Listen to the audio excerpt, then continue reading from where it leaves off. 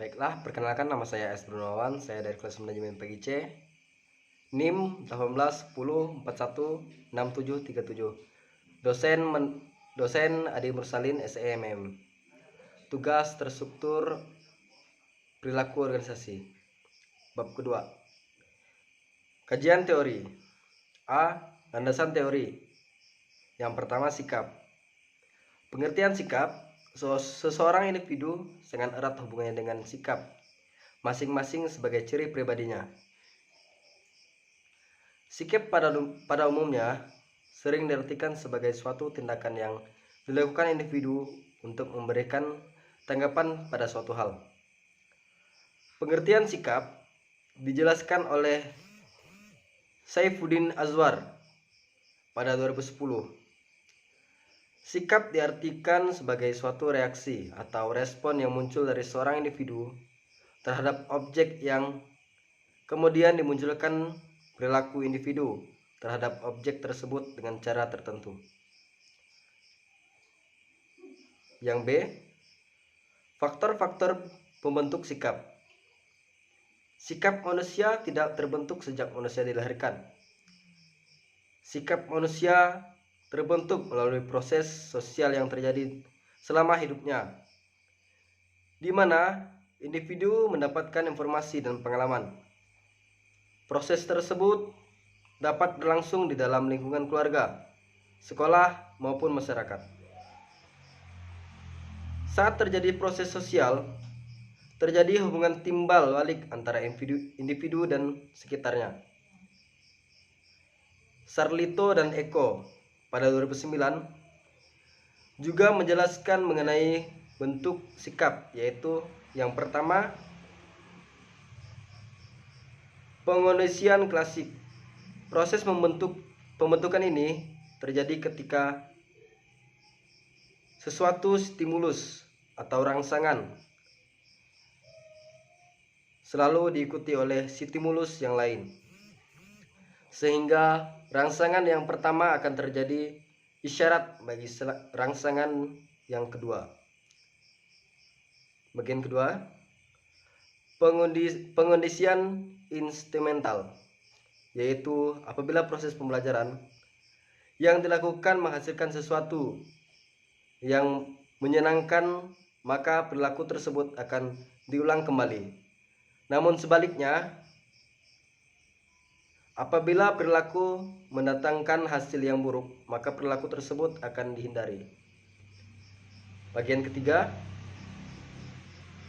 belajar melalui pengamatan atau observasi. Proses belajar ini berlangsung dengan cara mengamati orang lain, kemudian dilakukan kegiatan serupa. Bagian keempat, perbandingan sosial. Perbandingan sosial yaitu perbandingan orang lain untuk mengecek pandangan kita terhadap suatu hal tersebut benar atau salah.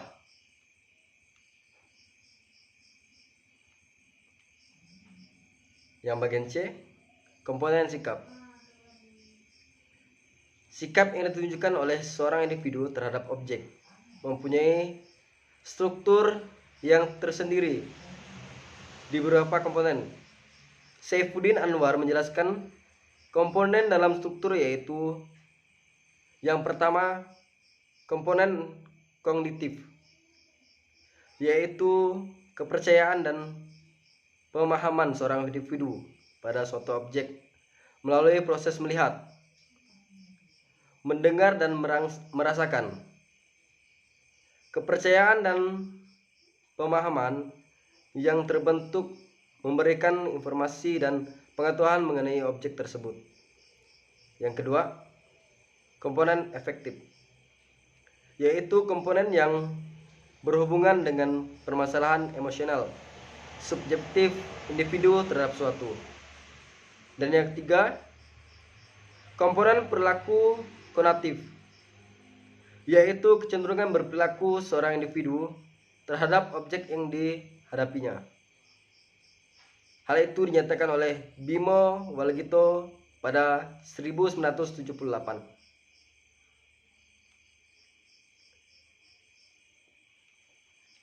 Yang bagian kedua, Laboratorium Outdoor IPS.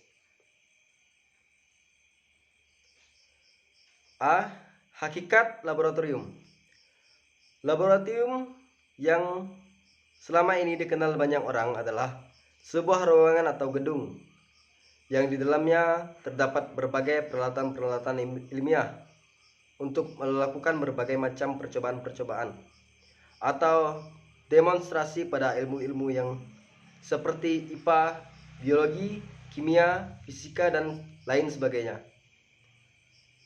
Menurut asal kata istilah laboratorium sendiri berasal dari bahasa Latin, yaitu labora, yang berarti kerja.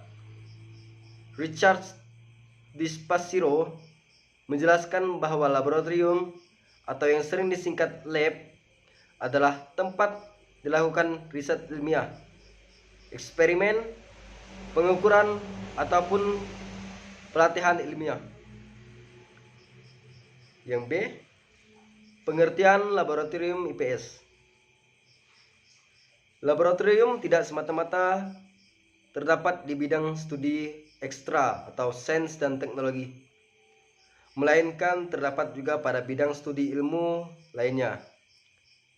Menurut Etin Sliastin pada 2007, laboratorium IPS merupakan wahana bagi tenaga pendidikan dalam mencari, menemukan, mengumpulkan, dan mengelola data yang menjadi pengetahuan yang berguna untuk meningkatkan kemampuan keterampilan dalam menjelaskan pembelajaran pendidikan IPS. Yang C. Pengertian laboratorium outdoor IPS. Menurut istilah, outdoor berasal dari kedua kata, yaitu out berasal dari luar dan door yang berarti pintu. Outdoor dapat diartikan sebagai luar pintu atau luar ruangan.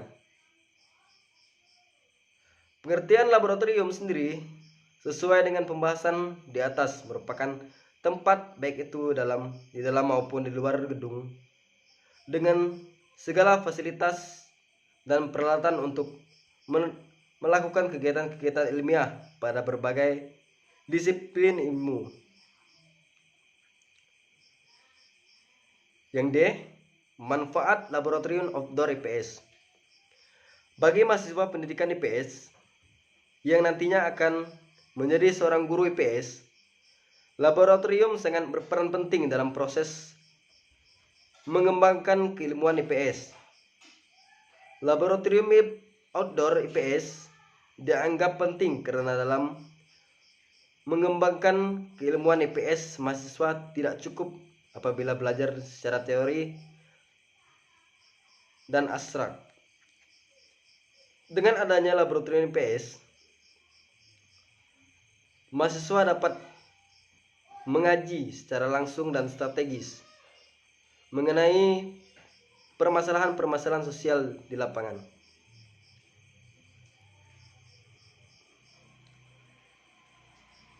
Bagian ketiga, pemanfaatan laboratorium outdoor IPS. Laboratorium outdoor IPS merupakan sumber belajar yang dirancang, dikembangkan, dan dimanfaatkan. Dirancang dan dikembangkan saja belum cukup, namun harus ada upaya pemanfaatan agar nilai kegunaannya dapat dirasakan bagi menggunakannya. Pemanfaatan laboratorium outdoor IPS dapat dimaknai sebagai suatu cara proses pembuatan untuk mendayungkan nilai, kegunaan, ataupun fungsi yang terdapat di laboratorium outdoor IPS.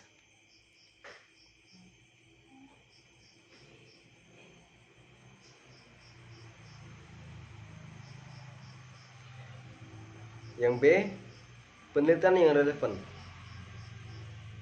Penelitian yang relevan digunakan untuk memperkuat sebuah kegiatan penelitian dari sisi teoretik. Berikut merupakan penelitian relevan yang dapat mendukung penelitian mengenai sikap, mahasiswa pendidikan IPS atau FIS UNY terhadap pemanfaatan laboratorium outdoor IPS di Desa Bongoharjo, yaitu yang pertama, penelitian yang dilakukan oleh Bestari Indah Susanti yang berjudul Sikap Peduli Lingkungan Siswa SMP Kecamatan Senrandakan Kabupaten Bantul. Penelitian ini menggunakan studi komparatif. Yang kedua, Lia Prasyawati dalam skripsi yang berjudul Pemanfaatan Laboratorium IPS dalam Pembelajaran Sosiologi di SMA Negeri 7 Purworejo.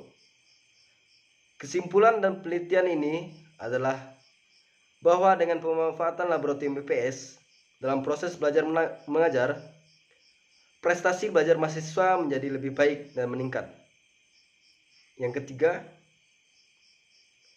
Aromati Puspasari dan skripsi yang berjudul Pemanfaatan Laboratorium IPS sebagai sumber belajar siswa SMP Negeri 19 Purworejo.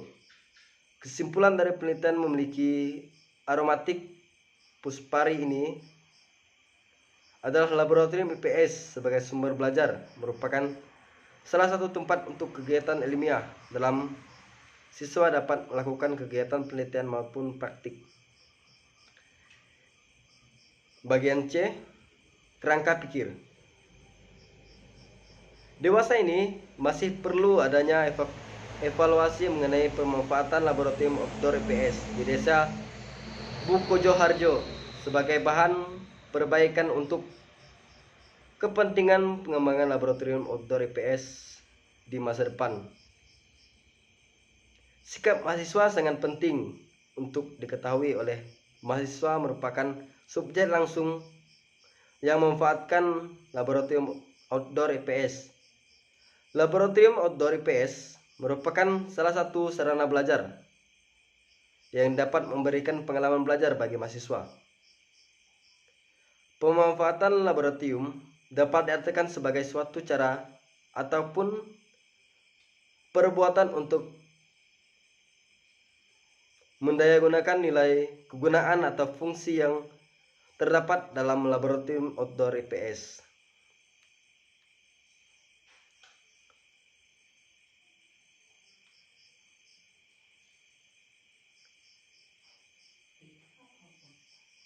Pemanfaatan laboratorium outdoor IPS tersebut mencakup yang pertama, sebagai sumber belajar yang meliputi pemanfaatan untuk kegiatan mencari informasi serta pemanfaatan komponen-komponen sumber belajar yang terdapat di laboratorium IPS.